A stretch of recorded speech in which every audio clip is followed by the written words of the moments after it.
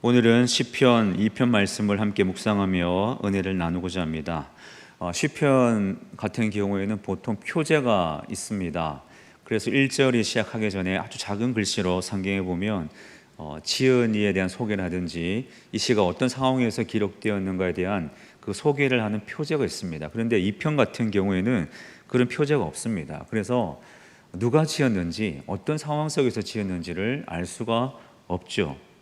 그래서 다른 성경하고 이렇게 연결시켜서 추측을 해볼 수 있는데, 성경에서 저자를 정확하게 밝히고 있지는 않지만 사도 바울의 표현에 의해서 이 편은 다윗이 지은 시다, 이렇게 많은 학자들이 얘기를 합니다.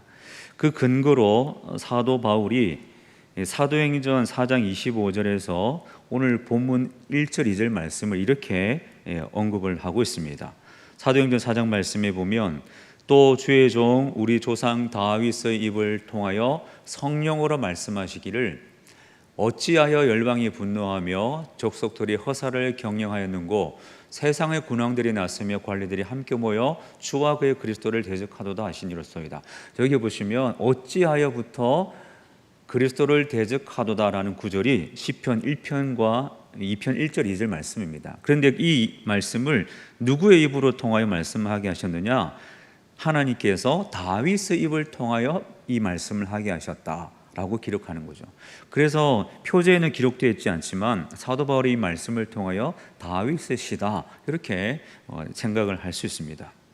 그리고 이 시편을 묵상할 때 우리가 한 가지 고려할 부분이 있는데, 이 시가 어떤 장르인지, 어떤 특징이 있는지를 먼저 보셔야 됩니다.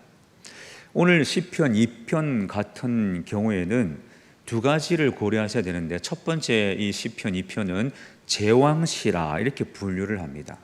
이 제왕시라는 것은, 이 제왕시에 분류되는 시편의 특징은 하나님께서 기름 부음 받은 자를 세우시고 그 기름 부음 받은 그 왕을 통하여 악한 권세를 무너뜨린다는 그 주제를 다루고 있습니다.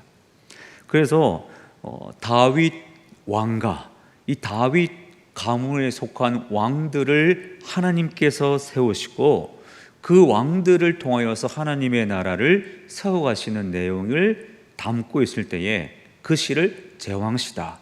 그래서 이 제왕시에 속한 시들은 왕이 즉위할 때에 이 노래된 시였습니다. 왜냐하면 제왕시죠. 왕이 하나님께서 세우신 왕이고 그 왕은 세상을 통치하고 악한 세력을 무너뜨리는 왕입니다. 지금 임명받는 이 왕이 그런 왕입니다 라는 뜻으로 이 왕 즉위식 때 이 제왕시를 낭독했다는 것이죠. 이 편의 두 번째 특징은 메시아 예언시입니다. 메시아 예언시.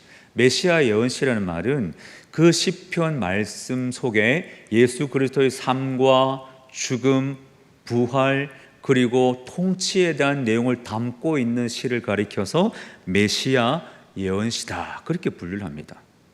그래서 오늘 시편 2편 말씀에 보면 예수 그리스도의 사역에 대한 말씀이 기록되어 있습니다. 좀 이따 살펴보겠지만 6절부터 9절까지의 말씀을 통하여 하나님께서 메시아 예수 그리스도를 세우셨고 그 예수 그리스도가 바로 진정한 왕이시며 메시아다라는 내용을 담고 있습니다. 그래서 이 편 말씀을 묵상할 때에는 제왕시이며 메시아 예언시다는 것을 기억하시고 묵상을 하시면 도움이 됩니다. 오늘 함께 나눌 말씀도 바로 이 특징을 살피면서 그 근거에서 말씀을 묵상하고 은혜를 나누고자 합니다. 내용을 좀 살펴보시면 몇 가지 단락으로 분류를 할 수가 있는데, 첫 번째 1절부터 3절까지의 내용입니다. 1절부터 3절까지는 세상 권세의 어리석음에 대해서 말씀하고 있습니다. 세상 권력은 어리석다는 거죠. 자, 1절 보십시오. 어찌하여 이방 나라들이 분노하며 민족들이 헛된 일을 꾸미는가. 2절에 보시면 세상의 군왕들이 났으며 관원들이 서로 꾀하여 여호와와 그의 기름 부음 받은 자를 대적한다. 여기 1절 2절에 네 가지 이 표현들이 나오죠. 이방 나라들, 민족들, 세상의 군왕들, 관원들. 이들이 누구입니까? 1차적으로는 이방 나라들을 가리키죠.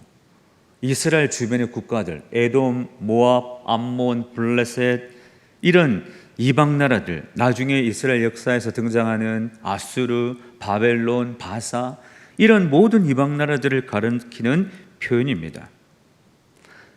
그런데 궁극적으로 이 네 가지의 표현은 1차적으로는 이방 나라들을 가리키지만 궁극적으로는 하나님을 대적하는 세력들을 가리키는 표현입니다. 즉 메시아 예수 그리스도를 대적하는 세력, 모든 세력을 의미하는 것이죠. 왜냐하면 2절 끝에 보면 그의 기름 부음 받은 자를 대적하며, 여러분 기름 부음 받은 자, 기름 부음 받는다, 기름을 붓다라는 것은 메시아를 가리킵니다. 그런데 메시아는 요한복음 1장 41절 말씀에 보면 메시아는 그리스도다. 그리스도라는 말이 기름 부음 받은 자라는 뜻이죠.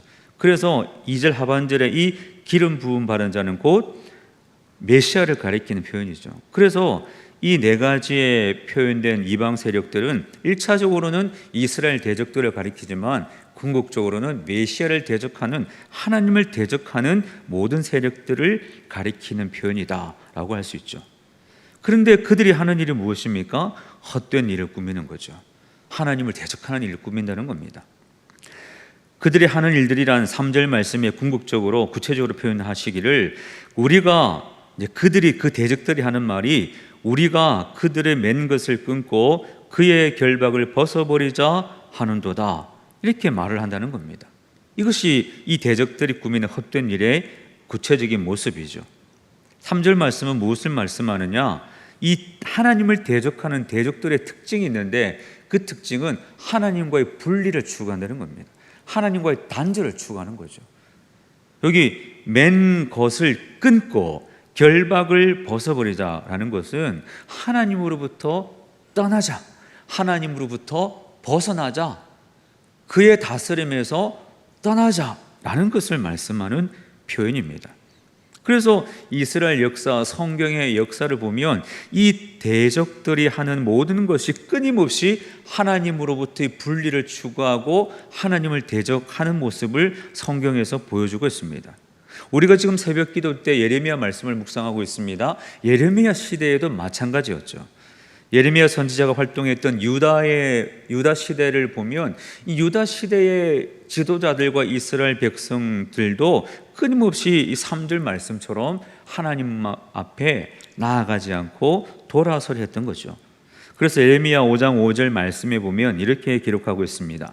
내가 지도자들에게 가서 그들에게 말하리라. 그들은 여호와의 길, 자기 하나님의 법을 따라 법을 안다 하였더니 그들도 일제히 멍에를 꺾고 결박을 끊은지라. 멍에를 꺾고 결박을 끊은지라는 것은 하나님을 버렸다는 뜻입니다. 지도자들은 하나님의 말씀을 가까이 하는 사람들이기 때문에 그들은 하나님의 말씀을 알 줄로 생각하고 예레미야가 찾아갔더니 아니나 다를까 그들도 하나님으로부터 떠나 있더라 라는 말씀이죠. 그래서 이 3절 말씀, 이 대적들의 이러한 악한 계획들, 헛된 일은 시대를 초월하여 끊임없이 악한 세력들, 하나님을 대적하는 세력들은 이런 모습으로 하나님 앞에 맞선다는 겁니다. 사실은 첫사람 아담과 하와도 마찬가지죠. 아담과 하와가 범죄하지 않았습니까? 그 범죄할 때에 그 근원에 담겨 있는 의도가 무엇입니까? 하나님으로부터 떠나고 싶은 거죠. 이런 본성들이 우리에게 있다는 겁니다. 그리고 이 악한 계획들, 이런 헛된 일들을 하나님의 대적들은 끊임없이 추구한다. 자, 그럴 때 하나님께서 어떻게 반응하실까요?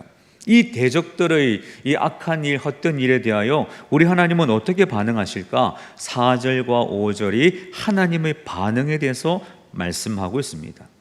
첫 번째, 어떻게 반응하십니까? 4절 말씀에 보면 하나님께서 웃으신다 이렇게 말씀하고 있습니다. 하나님께서 그들을 비웃으시리로다 말씀하고 있습니다. 이 악한 이들에 대한 하나님의 비웃음은 본문에서뿐만 아니라 다른 시편에서도 기록되어 있는데 시편 37편 말씀에 보면 이렇게 기록하고 있습니다. 악인이 의인치기를 꾀하고 그를 향하여 그의 일을 가는도다. 그러나 주께서 그를 비웃으시리니 그의 날이 다가옴을 보심이로다 말씀하고 있습니다. 시편 59편 8절에도 이렇게 기록하고 있습니다. 여호와여 주께서 그들을 비웃으시며 모든 나라들을 조롱하시리이다. 하나님께서 그 악한 계획들, 그 대적들을 향하여 웃으신다 말씀하고 있습니다. 이때 웃음은 어떤 웃음일까요? 그 민족들, 이방 세력들이 하나님께 맞서고자 하나님 앞에 덤빌 때에 하나님은 웃으신다는 거죠. 너무 어떻게 보면 황당하다 해야 될까요? 좀 아무것도 아닌 힘을 가진 사람들이 덤비니 하나님께서 비웃으실 수밖에 없는, 웃으실 수밖에 없는 그런 모습입니다. 마치 3살짜리 아이가 아빠한테 싸우면 이길 줄 알고 덤빌 때에 이 아빠의 마음이 어떻습니까? 그저 귀엽기도 하지만 말이 안 되는 싸움이죠. 그런 마음이라는 겁니다. 자, 이방 세력들의 이러한 하나님을 대적하려는 이 모든 시도에 대해서 하나님은 웃으신다. 그 모든 시도, 그 모든 계획은 성공할 수 없는 것들이라는 것을 말씀하는 거죠. 역사 속에서도 이러한 악한 세력들의 잘못된 계획들이 얼마나 어리석은지를 찾아볼 수 있는데, 한 가지 예를 들면 이 로마 황제들의 박해가 예수님께서 죽으시고 부활하신 이후에 계속되었습니다. 그것을 기독교 교회사에서는 로마 황제들의 10대 박해라 그러는데, 이 사도 요한도 그 로마 황제의 박해 때문에 밤모습이 위배되지 않았습니까? 그런 박해가 계속되고 있을 때에 디오클레티안이라는 로마 황제가 있었습니다. 284년부터 305년까지 로마를 다스린 황제인데, 이 디오클레티안 황제 역시도 아주 악랄하게 기독교인들을 박해했습니다. 교회 문을 닫고 성경을 없애고 기독교인들의 공적 모임 활동을 금지시켰습니다. 그가 이런 말을 했습니다. 이제 기독교의 이름은 지구상에서 영원히 말살되었다. 기독교 이름은 이제 말살되었다. 내가 그 일을 이루었다라고 그가 단언했죠. 근데 하나님께서 그 디오클레티안 황제의 그 악한 계획에 대해서 웃고 계셨죠. 왜냐하면 이 황제가 죽고 난 이후에 그 다음 황제가 누구였냐면 콘스탄티누스 황제입니다. 콘스탄티누스 황제. 여러분 아시다시피 콘스탄티누스 황제가 무엇을 했습니까? 기독교를 국교로 인정한 거죠. 이것이 하나님의 계획이라는 겁니다. 악한 세력들은, 이방 민족들, 나라들, 관원들은 하나님을 대적하고 하나님을 맞서서 하나님을 이기려고 덤벼들지만, 그러나 하나님은 웃고 계신다는 겁니다. 하나님의 그 능력은 비할 바가 못 되는 것이죠. 하나님의 역사는 그것을 훨씬 뛰어넘는 능력의 역사로 이 세계에 나타나는 겁니다. 그래서 하나님을 4절에서 어떻게 표현합니까? 하나님을 하늘에 계신 그리고 주라고 표현하고 있습니다. 하늘에 계신 이 주는 하나님의 어떤 모습을 강조하는 표현인가 하면 하나님의 창조주 되심을 강조하는 표현입니다. 우리 하나님이 어떤 분이십니까? 창조주이시죠. 창조주이시기 때문에 모든 세상에 대한 주권과 통치력을 가지고 계신 분이 하나님이라, 그런 말씀입니다. 그래서 하나님이 모든 것을 통치하시고 다스리시는 분이신데, 그 피조된 세상이 반역하려고 덤벼들 때에 하나님께서 어찌하겠느냐? 웃으시며 그 악한 계획을 다 무효화시킨다. 그 하나님이 우리 하나님이요, 그 하나님이 전능하신 하나님이라 말씀하고 있습니다. 두 번째 어떻게 반응하시느냐? 5절 말씀에 보니 분노하시고 진노하신다 말씀하고 있습니다. 그 악한 계획들에 대해서 하나님은 분노하십니다. 진노하시죠. 맹렬한 분노를 발하십니다. 그럴 때에 이 대적들이 깜짝 놀란다고 말씀하고 있습니다. 이 놀란다는 것은 당혹하여서 심장 박동수가 급격히 빨라지는 상태를 가리키는 표현입니다. 하나님께서 분노할 때에, 하나님께서 하나님의 뜻을 펼쳐가실 때에 이 대적들은 놀라서 당황할 수밖에 없다, 말씀하고 있습니다. 아무도 감당할 수 없는 것이지요. 하나님이 진노를 바라셔서 하나님의 능력을 일으키실 때에 모든 세상 권세는 벌벌 떨 수밖에 없습니다. 아무 힘없이 주저앉을 수밖에 없죠. 이 모습을 출애굽 역사 속에서 찾아볼 수 있습니다. 시편 78편 말씀에 보면 이렇게 기록을 하고 있습니다. 그의 맹렬한 노여움과 진노와 분노와 고난 곧 재앙의 천사들을 그들에게 내려 보내셨으며 그는 진노로 길을 닦아서 그들의 목숨의 죽음을 면하지 못하게 하시며 그들의 생명을 전염병에 붙이셨다. 하나님께서 악한 그 애굽 왕 바로에게 분노하실 때에 그것을 감당할 수 있는 세상 권세가 없더라는 겁니다. 이것이 바로 하나님의 놀라운 역사심이죠. 하나님께서 한 번 노하실 때에 아무도 그 앞에 설 수가 없습니다. 하나님은 악한 권세에 대해서 비웃으시며 진노하심으로 그 모든 계획들을 무효화, 무력화시키는 분이십니다. 그런 다음에 하나님께서 어떻게 하시느냐? 악한 세상 권세들을 비웃으시며 무효화시킨 다음에 진정한 왕을 세우셔서 이 왕이야말로 내가 세운 왕이야말로 참된 왕이다라고 선포하신다고 말씀하고 있습니다. 그래서 진정한 왕, 세상을 통치할 참된 왕을 세우신다는 말씀을 6절부터 9절에서 하고 있습니다. 이방 왕들이 자기가 왕인 것처럼 떠들며 하나님을 대적하고 세상을 자기의 것으로 생각하고 통치하려 덤벼들 때에 아니다, 내가 세운 이 왕이야말로 참된 왕이다라고 선포하시면서 왕을 세우신다는 겁니다. 6절부터 9절이 그 내용을 소개하고 있습니다.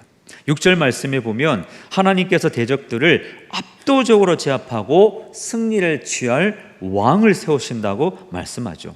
6절에 보시면 내가 나의 왕을 내 거룩한 산 시온에 세웠다 하시리로다. 여기 내가라고 표현하고 있는데 내가라는 말은 누구를 가리키냐? 하나님을 가리키죠. 하나님께서 말씀하는 겁니다. 하나님께서 1인칭 시점에서 말씀하시는데 내가 나의 왕을 세웠다 말씀하죠.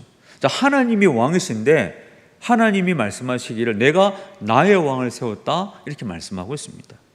그래서 여기 나의 왕이라는 이 표현을 잘 이해하셔야 되는데 이 나의 왕이라는 것은 내가 세우고 나에게 속한 왕 그런 뜻입니다. 하나님께서 말씀하시기를 내가 한 왕을 세우고 그 왕은 나에게 속한 왕인데 내가 그 왕을 세웠다. 즉 하나님을 대신해서 통치할 세상을 통치할 왕을 하나님께서 세우셨다라는 것입니다. 그러면 하나님의 세운 왕이 누구를 가리킬까요? 여러분 아까 제가 이 시의 특징이 첫 번째는 제왕시요 두 번째는 메시아 예언시라고 말씀을 드렸습니다. 그래서 그 특징을 생각하면서 하나님의 세운 왕이 누구냐 했을 때 첫 번째는 다윗 왕과 다윗 가문에 속한 왕들을 가리키는 표현입니다.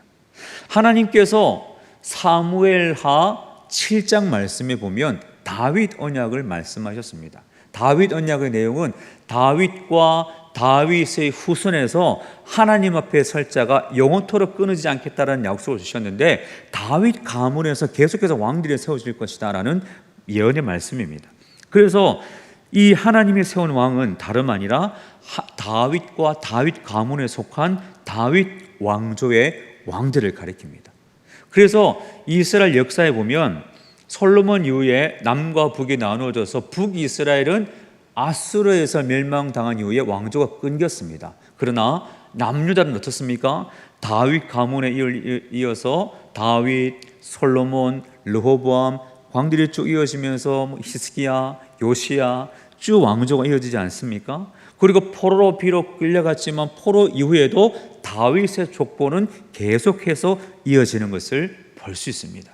그래서 이 나의 왕은 첫 번째로 제왕시의 특징에서 가리키는 것처럼 다윗 왕조의 왕들을 가리키는 표현입니다. 그러나 두 번째 특징이 뭐였습니까? 메시아 예언시라고 말씀을 드렸죠. 그래서 이 나의 왕은 누구를 가리키느냐? 바로 진정한 왕이신 예수님을 가리키는 거죠. 하나님께서 예수 그리스도를 왕으로 세우셨다 그런 말씀입니다. 자, 이것을 어디에서 어떤 말씀에 근거하여 알 수 있느냐? 여기 6절 말씀에 보면 이 왕을 어디에서 세우셨습니까? 내 거룩한 산 시온에 세웠다 말씀하고 있습니다. 시온은 예루살렘을 가리킵니다. 대대로 다윗 왕가에 속한 왕들을 예루살렘에서 왕으로 세우셨죠. 그런데 우리 예수 그리스도가 어디에서 십자가를 지시고 부활하셨습니까? 예루살렘에서 십자가를 지시고 부활하심으로 진정한 왕이 되신 것이죠. 예수님은 예루살렘에서 죽으시고 부활하심으로 사망 권세를 이기시고 참된 왕이 되셨습니다. 그래서 오늘 이 6절 말씀은 다윗 왕가의 왕들을 가리키지만 예수님이 참된 왕으로 세움 받을 것이다라는 예언의 말씀이기도 합니다. 그런데 6절 말씀이 신약 시대에서 어떻게 되었습니까? 말씀 그대로 이루어지는 것을 우리가 다 보지 않습니까? 이를 통하여 중요한 사실 한 가지를 알 수 있는데, 하나님의 구속사는, 하나님의 구원 역사는 하나님의 계획하신 바대로 그대로 이루어진다는 겁니다. 우리가 성경을 보통 구속사다 그렇게 말씀합니다. 그래서 성경을 읽을 때에는 과학적인 방법으로 접근하면 이 말씀을 이해할 수가 없습니다. 과학적 접근 자체가 이루어질 수 말이 안 되는 거죠. 왜냐하면 성경은 창조에 대한 과학적 책이 아니라 하나님의 구원 이야기를 다루는 구속사이기 때문입니다. 하나님의 구속사는 그대로 성취되고 흘러간다는 것을 우리가 알 수 있는 거죠. 자, 7절 말씀에 보면 하나님께서 왕, 즉 예수님을 왕으로 세우셨는데 어떻게 세우셨냐 말씀하고 있습니다. 여기 7절 말씀에 보면 우리가 익숙한 말씀이죠. 잘 아는 구절인데 하반절에 보면 너는 내 아들이라 오늘 내가 너를 낳았도다. 여러분 잘 아는 말씀이에요. 우리가 많이 찬양하지 않습니까? 너는 내 아들이라 오늘날 내가 너를 낳았도다. 찬양 많이 하죠. 바로 이 구절이 여기 이 말씀입니다. 그런데 너는 내 아들이라, 여기 아들은 누구를 가리킬까요? 예수님을 가리킵니다. 왜냐하면 사도행전 13장 말씀을 한번 보시기 바랍니다. 사도행전 13장 말씀에 보면 우리도 조상들에게 주신 약속을 너희에게 전파하노니 곧 하나님이 예수를 일으키사 우리 자녀들에게 약속을 이루게 하셨다 함이라. 시편 둘째 편에 기록한 바와 같이 너는 내 아들이라 오늘 너를 낳았다 하시고, 사도 바울이 이 말씀을 하고 있습니다. 시편 둘째 편에 보니까 너는 내 아들이라 오늘 너를 낳았다라고 말씀하셨는데 이 말씀이 누구를 가리키는 말씀이냐? 하나님이 예수를 일으키사라고 말씀하고 있죠. 하나님이 예수님을 일으키시고 하신 말씀이 바로 시편 2편 여기 이 말씀에 있는 것처럼 너는 내 아들이라 오늘 내가 너를 낳았도다 말씀하셨다는 겁니다. 그래서 이 시편 2편 7절 말씀은 내 아들을 바로 예수 그리스도를 가리키는 말씀이다 라는 것이죠. 그런데 낳았다라고 말씀하고 있습니다. 낳았다. 내가 너를 낳았다 말씀하고 있습니다. 이 낳았다라는 말은 육체적인 방법을 통한 출생을 가리키는 말이 아닙니다. 낳았다라는 말은 선택을 가리키는 말씀입니다. 하나님께서 선택하셨다는 거죠.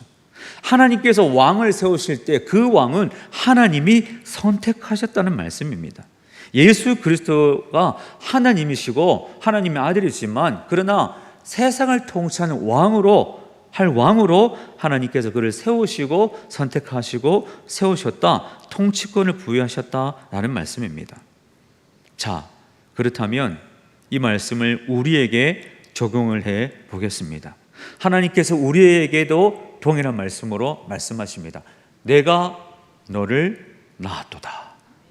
하나님께서 우리 한 사람 한 사람에게 하시는 말씀이 바로 이 말씀이죠. 너는 내 아들이라 오늘 내가 너를 낳았도다. 우리에게 주시는 말씀입니다. 저에게 주시는 말씀이요, 여러분에게 주시는 말씀입니다.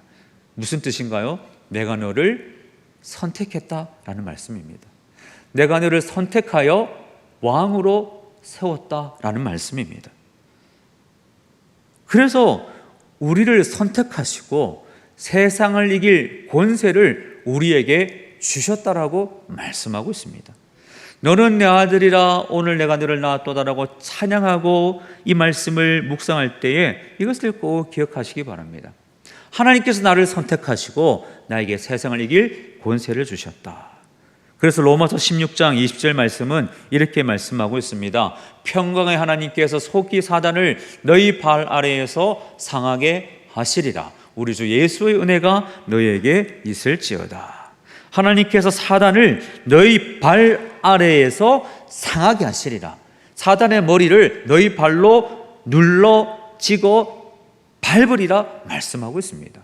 왜 가능합니까? 우리의 힘이 아닌 우리를 선택하시고 세상을 이긴 권세를 주신 하나님의 능력이 우리와 함께 하시기 때문이죠. 이 성도의 정체성을 꼭 기억하시기 바랍니다. 그리고 8절 말씀에 보면 하나님께서 우리를 선택하셨기에 우리에게 주시는 특별한 특권이 있습니다. 8절과 9절이 두 가지를 말씀하는데 8절 말씀에 보면 내게 구하라 말씀하고 있습니다. 하나님은 우리를 선택하셨습니다. 우리를 낳으셨습니다. 그렇기 때문에 우리에게 주시는 특별한 은혜가 무엇이냐? 내게 구하라 말씀하고 있습니다. 내가 이방 나라를 내 유업으로 주겠다 말씀하고 있습니다. 내게 구하라 내가 주겠다 말씀하죠. 이것이 선택받은 자의 특별한 은혜 아니겠습니까? 하나님께 구할 때에 하나님께서 우리에게 구할 수 있는 은혜를 주셨고 자격을 주셨기 때문에 하나님께 구할 때에 주시는 은혜를 누리는 저와 여러분이 될 줄로 믿습니다. 9절 말씀에 또 무엇라고 말씀합니까? 대적을 물리치는 능력을 주신다 말씀하고 있습니다. 조금 전에 로마서 말씀에서 살펴보았지만 9절에도 말씀하시기를 네가 철장으로 그들을 깨뜨리며 질그릇같이 부수리라 하시더라. 그들이 누구입니까? 대적이죠. 하나님을 맞서고 하나님의 선택받은 하나님의 백성들을 맞서는 그 모든 악한 세력들을 그들이라 칭하시면서 그들을 깨뜨리며 질그릇같이 부수리라 말씀하고 있습니다. 우리는 철장이요 그들은 질그릇이라 말씀하고 있습니다. 이 철장은 철로 된 막대기죠. 우리는 바로 그와 같은 존재입니다. 대적은 어떻습니까? 질그릇입니다. 그저 철장으로 살짝 내리치면 깨질 수밖에 없는 존재가 바로 대적들이요 악한 권세라 말씀하고 있습니다. 예수님께서 바로 이와 같은 권세를 가진 사람이라고 사도 요한은 기록하고 있습니다. 요한계시록 12장 5절 말씀에 보면 여자가 아들을 낳으니 이는 장차 철장으로 만국을 다스릴 남자라. 그 아이를 하나님 앞과 그 보좌 앞으로 올려가더라. 예수님이 바로 그와 같은 분이시고 또한 예수님과 함께 우리에게 주신 권세가 그와 같다라고 말씀하고 있습니다. 오늘 하나님께서는 예수님에게 부여하신 절대적인 권세를 우리에게도 주셨습니다. 그리스도인은 나의 힘으로 사는 사람들이 아닙니다. 나를 낳은 하나님, 나를 선택하사 세상을 다스릴 권세를 주신 하나님의 능력으로 사는 사람들입니다. 세상 권세, 악한 왕들, 관리들이 이 악한 세력들이 우리를 향하여 달려들고 우리를 하나님의 사랑에서 끊으려고 끝없이 유혹하고 덤벼든다 할지라도 하나님께서 우리를 향하여 내가 너를 낳았다, 선택하였다 말씀하셨고 구하라 말씀하셨고 능력을 주시겠다 말씀하셨기 때문에 우리는 두려워할 필요가 없고 담대함으로 그저 맞서기만 하면 하나님의 능력으로 승리하는 삶을 살아가게 될 줄로 믿습니다. 여러분 삶을 살아가면서 문제를 만날 때에 어려움을 당할 때에 염려하지 마시고 오늘 주신 말씀 내가 너를 낳았도다 라는 말씀을 기억하시고 담대함으로 맞서시고 기도함으로 맞서시고 주님 주시는 능력으로 맞서셔서 날마다 승리하며 또 승리하며 살아가시는 저와 여러분의 모든 삶이 되시기를 예수님의 이름으로 간절히 축복합니다.